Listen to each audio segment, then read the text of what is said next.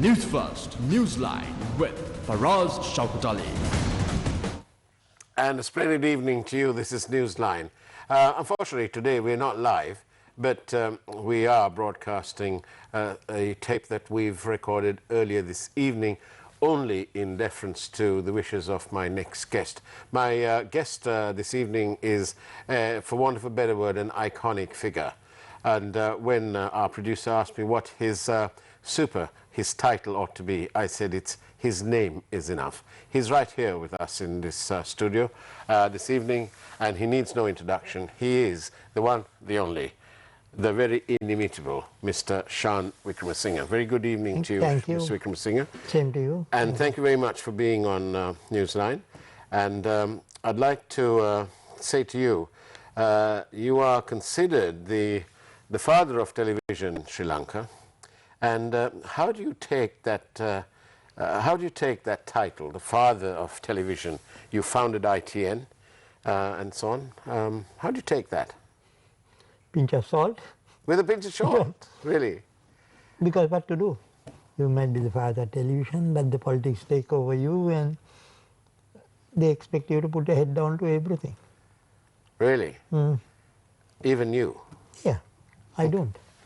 But you don't? No. You don't.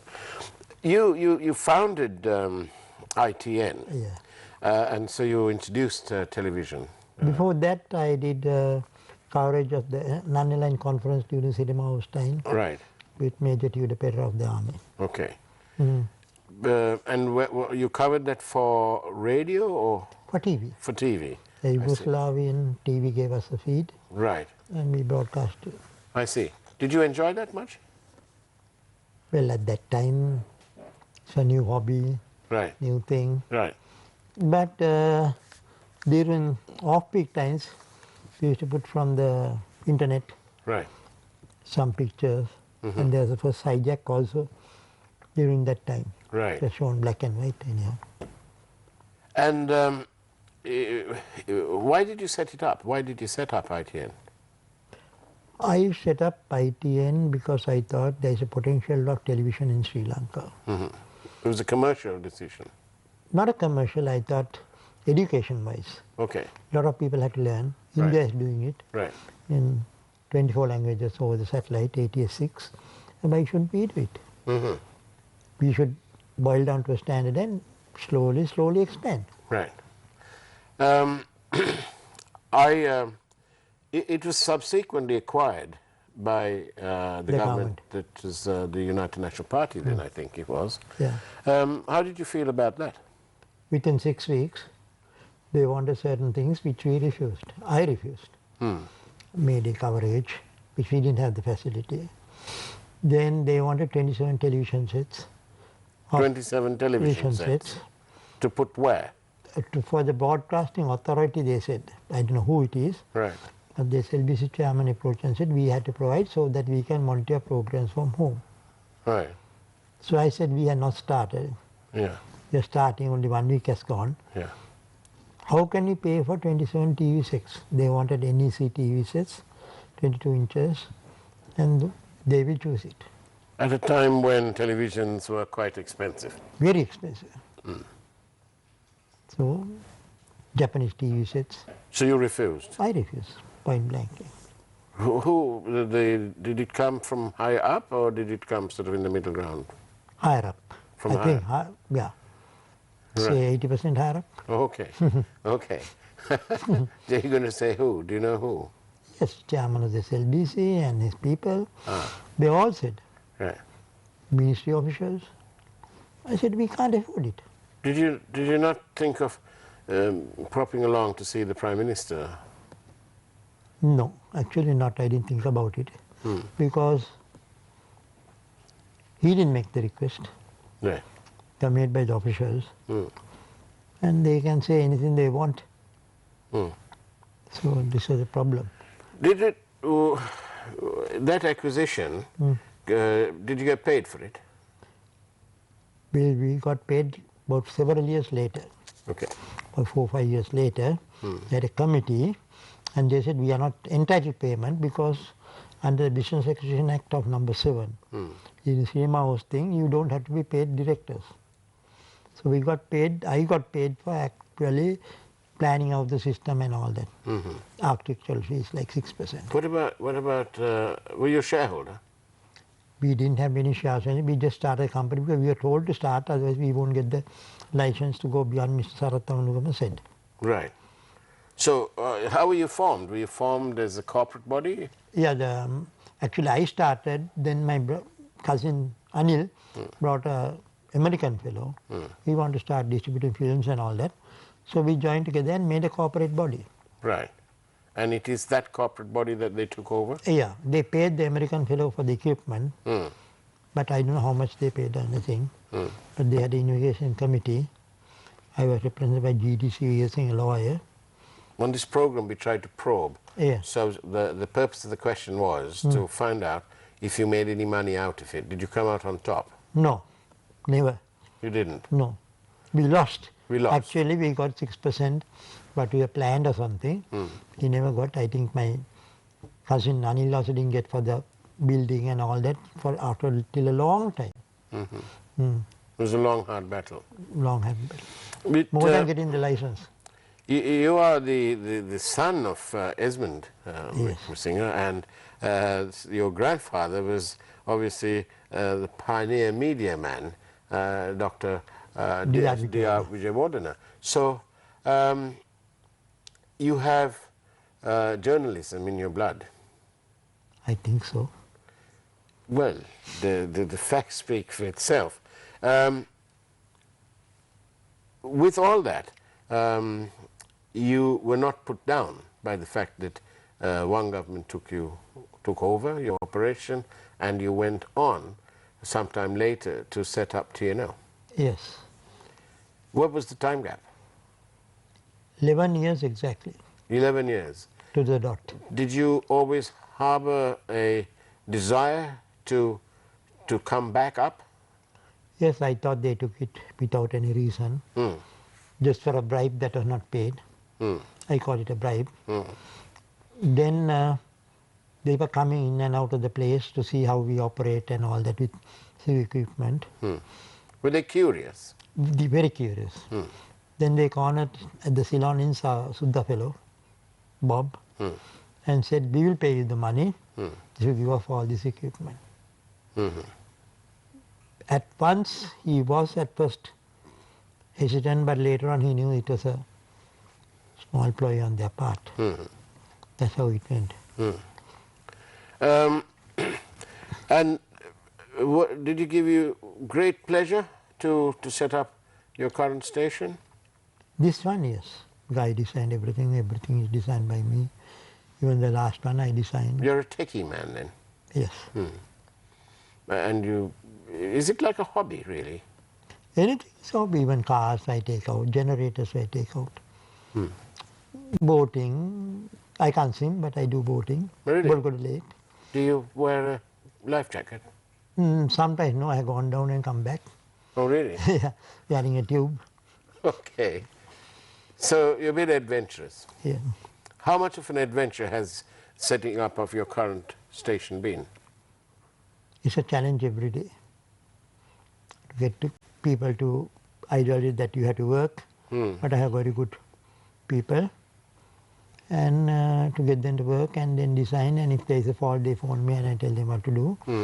I go and attend to it. Your family, as I said earlier, journalism is in the blood. It's in the DNA almost.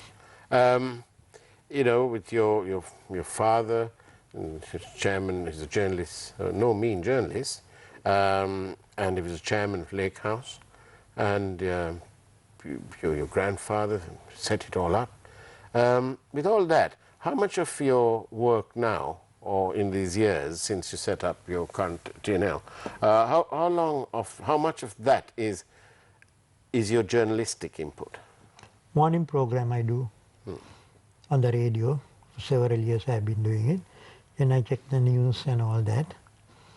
Other than that, I give them the freedom. As long as you do not defamate person, you can do your programs. You call a spade a spade. Yes. That you have to do. You have to do that. It's going to be one of my questions down here. But now that you mentioned it, there's regulation versus censorship versus responsible reporting versus the people's right to be informed. How does one make a balance? It's very serious, very laughing matter, because today I picked up, I written to the president about the TRC. Today is the 5th month, no reply. I tell the president secretary. There are a lot of people who try to do things which they don't understand. Like the environmental license, we all went, broadcasters, went to courts. There was nothing that we are not editing emittance, we are not, that trees are not being used in this, it's in telephones. They have put task tag that all old telephones and telephone batteries will be taken off, up to date, nothing has happened. Like that. So politics, they try to make use of it for election laws and bylaws. Then they threaten that election commission said this and that, so you say bring it in writing. Then there is nothing. But the truth has to be spoken. You're committed to that? Yes. Like yesterday, doctor spoke about, I was talking about a program on Sunday, he said, my patient is in Panadura. He wanted to go to the dentist to have operation heart. He was not allowed by the PHI. You do it at the Panadura hospital. He said, no, all my data is here. He had only half an hour to break to the PHI, come do a stent operation. So these are rules and all types of regulations you get. So what happened to the doctrine of necessity in that particular case then? He did the operation. He had only half an hour to do it. He told me. So they speak about this. I said, yes, I'll do it in the next program.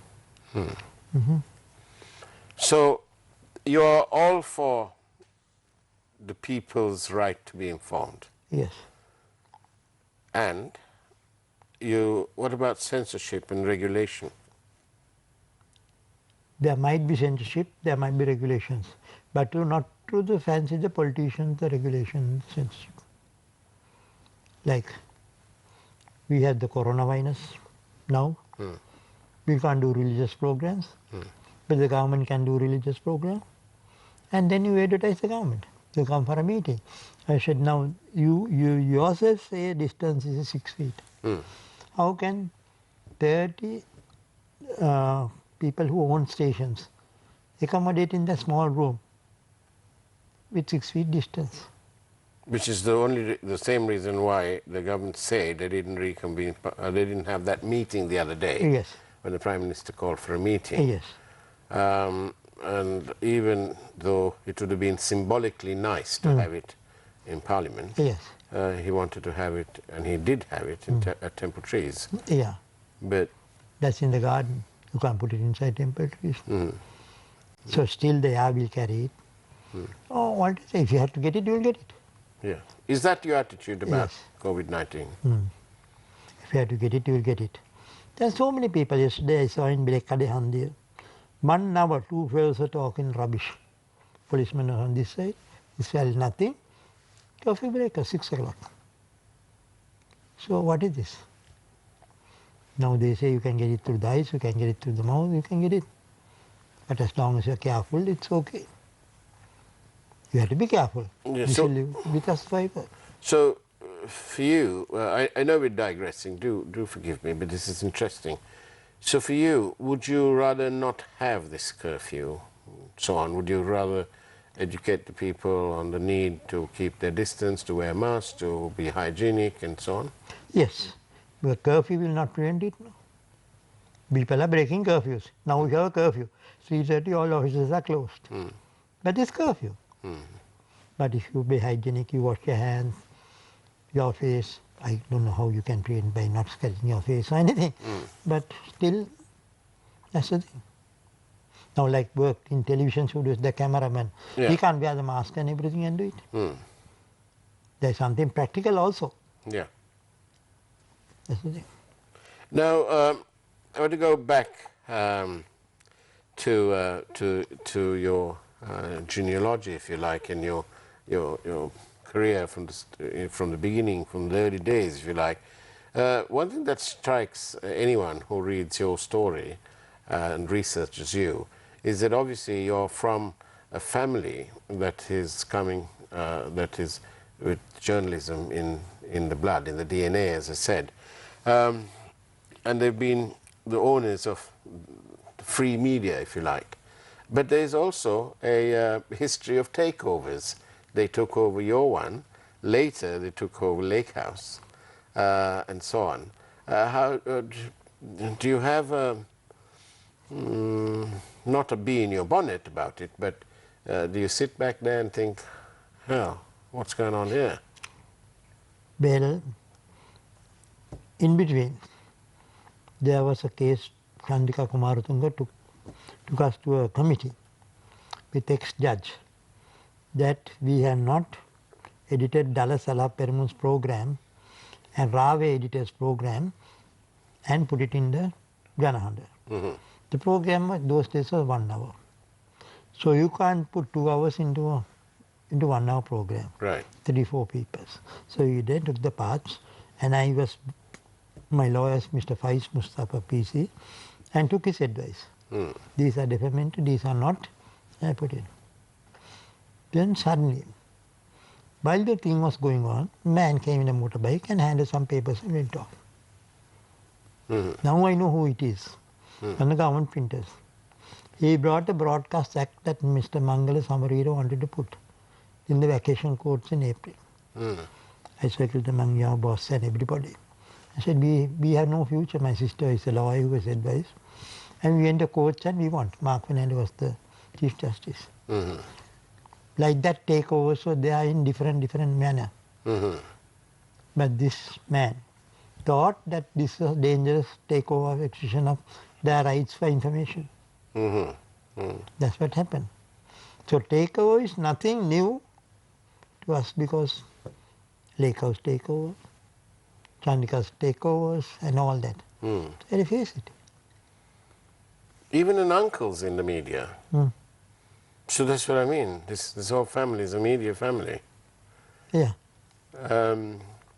Did you sort of say to that other rather famous person in your family, also known to all our public, have you ever had a conversation with him on the lines, look, I need to get some compensation, you guys can't be doing this, you need to, government has no business being in the media? Well, we have been called for several conferences. So the person who goes with me is my uncle, Ranjit Devan, who owns Vijay newspaper. Yeah. So I phoned and asked him, Mama, are you going? What shall we do? Because the bills are not being paid by the government, health ministry and all that. He said, yes, the same problem we all do have. Newspapers, newsprint is going up, they can't circulate the paper. I said, the same thing is here.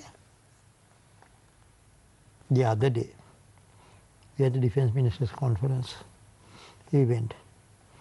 Then somebody said, before I went to the meeting, let's talk about electricity supplies and all that. A media station owner. I just kept quiet. Then he went and he said, 10 o'clock every Sunday we must put a program on COVID-19.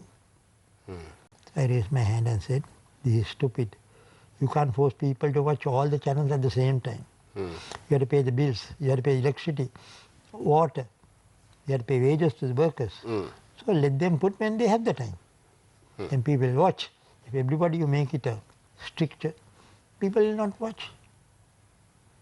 Then a lot of other government bodies agreed. I said, make it half an hour. Suppose the more you can do. You can't make 1.5 hours just show faces of people. You mean, do you not get paid for that? No, we won't get paid. Oh, it's a freebie. Yeah, free. It's for your channel, it's free. Yes. So one doesn't get paid? No. The one doesn't get paid for electricity. How is electricity department going to pay their bills? Yeah. And they will cut the electricity off, so you have to pay the electricity. Yeah. Then the people who work for you, cameramen, the main control room, they have to eat. They don't get food free. They have to pay rent. So just because the people get paid doesn't mean that. Now the loans they give from the bank. Yeah. They say they give 4% loan. When all the papers are put, then they ask, how are you going to pay the loan back? Then they should ask that. No?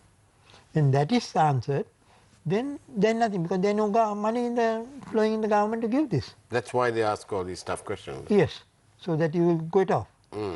So I today paid my April salaries. Okay, today. Today. March I paid April salaries. Have you had the unfortunate choice of having to lay people off? No, I try not to lay them off because it's not their fault. Well, how will you survive though?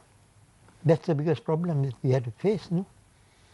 Laying people off is not going to solve people. If they don't come to work, it's a different thing. Yeah. But if they come to pay, then you have to pay them, no? I provide food, I provide transport, everything. Do you pay? Have you got them to take a haircut? Well, all the places are closed. That's the biggest share. That's a bit of a diplomatic answer. Yeah. Places are closed, some people do it inside, but I don't. What about salaries? We got them to cut their... Only if they don't come to work. Other than that, I pay their full salary and I pay them a bonus for coming to work. For coming to work on their own without telling. How many people do you employ? 147 around the island. EPF, ETF, all paid? All paid. Except April, because April we have got enough time. So we paid the salaries only today. I have a lovely question, but people will shout at me for asking you. No problem. But shall I ask anyway? Yeah. Because, you know, they... It's everyday questions. Yes, they are. As a EPF, ETF payer and so on, and you answered that straight up front, you said it's all paid. How did you feel when much of the media shouted and screamed and ranted about the bond scam? I think it's not correct. Bond scam should have been country's money, not be taken outside. It belongs to the people in this country, 22 million. Yeah. It is not individuals' property. So I am against any type of scam like that. Because how far you say you are correct, you are not correct. But they have not done anything, no. That's right, they haven't done anything. Almost 5 years ago, Yeah. we said the fundamental premise of that whole matter, sometimes referred to as a bond scam and so on, but that matter, the fundamental premise that when we started was that there was a conflict of interest. Yeah, one thing one must remember, everything in this country is for 2 weeks only. After slowly people forget. And I think for 5 years they are trying to let people forget about this. But this we won't let them forget. We won't forget. We journalists won't let them forget. But this is not correct. There are so many people who are waiting hand-to-mind existence, no? And we are taking millions of rupees outside and pulling our accounts. This is the thing. I was going to ask you this for your take on it. The Sirisena Wickremesinghe combined, they came elected on a bandwagon of accountability and good governance, basically. They said, you know, we're going to get those bad guys, and so on. Then they came in, and within weeks, they had the bond scam on their hands. Roll on 4.5 years later, we have a new president who promised almost the same thing. But we see that this government, even though we are in a global problem, this COVID-19 is a pandemic, whilst this country, this emerging economy is being hammered yet again, I say yet again because we had the Easter bombings, right? Yet again, the economy is being hammered, the people are being put down. And you hear things like they've given a contract to do the highways, then I heard the astonishing news that we're going to get a new cricket stadium. Really? Is this timing right, No. Sean? I spoke about the cricket stadium this morning. Right. Why did we allow 92 octane is petrol that is used by small man? one is three-wheeler, or it's motorbike. Why is it being raised by IOC? Who asked them? No government notification, nothing. Prima raises bread. Then they bring it back. Here nothing, IOC's petrol prices come down. Yes, they have a contract. Yes. And if they don't do as they're told, They must get out. They must get out. Yeah. Exactly. They are being given to oil farms. This government were not frightened to take on that chap Prabhakaran. No. So now they're frightened of the IOC. IOC. What is this? India, Indian government. Why is IOC allowed to do this? What is the answer today? Prime Minister saying, you go to the petroleum corporation sheds. Like I live in Piliando, there is IOC sheds. So if you are there, you go another 2 kilometers away to fill up. That's the thing. So basic problem is they are in air-conditioned places. They don't understand the rules of the people. I've got about 3 minutes.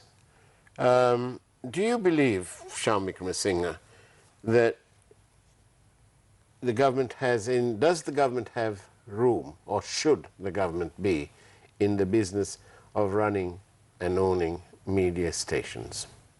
No, I don't think so. Because Rupawahini says BCITN has become a failure. People won't watch private stations now. Because even if they speak the truth, people don't believe it, no. Because it's been so badly run. Yes. Successive governments. Successive government has run it. Not one, everybody. And that's what happens. They don't plan. There's political henchmen who are in there. Do you plan on retiring soon? Not yet. I think I can still manage it, though I'm 72. You're only 72. That's young these days. I've gone through bypasses and all that, so no problem. It's absolutely amazing. Do you feel that Sri Lanka, how do you feel? Are you at a point when you say, oh God, this is all enough, I'm going to go boating on Bolgoda Lake even though I can't swim? Or do you say to yourself, no, what rubbish, I'm going ahead with this thing, I'm going on? Which of those two options are you taking? Both, but going boating now I have given up because there are a lot of crocodiles. But other one, no, we had to stand and somebody has to fight it, no? Somebody someday has to fight this. Because you are who you are, and because, you know, somebody else is who he is, I'll ask you this question. And because the media and politics are intertwined in this country, whether one likes it or not. And in that context, and as a citizen of Sri Lanka, do you think that we should be having elections anytime soon? I think first the health problem has to be solved. How are you going with your hands? Now it's a necessity that you have to get your fingers. Yes, you can't put gloves and put it on. Yeah. Then how are you going to stand 6 feet? There are representatives of each party seated who calls out a name and marks her. So how are they going to sit 6 feet and you are going to shout their names out? This is practically not workable. Not workable. It's better to have this and do it later on. Shauketaly, it's been marvellous talking to you, and I do wish that I can talk to you even more, and I'm sure I can, because you have so much of knowledge to impart, and so much of experience that we can all sort of listen to. But thank you ever so much for coming into Newsline. I really do. Thank you for inviting me. It's an absolute pleasure, and I'm deeply grateful for your acceptance. Thank you. Thank you. And that's the way it was on Newsline tonight. And for all those who are celebrating their birthdays, however young or old they may be, here's to you. Happy birthday. In the meantime. My friend also, happy birthday. Thank you. And that's the way it was. Take care. Have a wonderful evening ahead of you. And of course, God bless.